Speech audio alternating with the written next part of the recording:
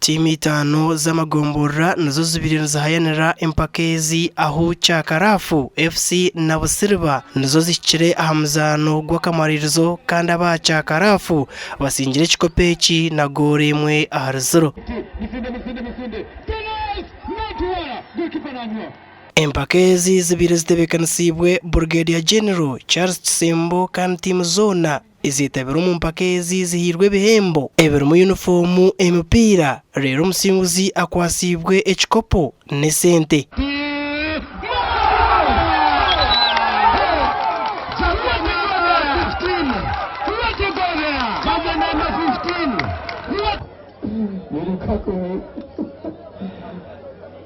Yes, then is the top scorer of the Manya Okora Nokgawa is not about how much you have.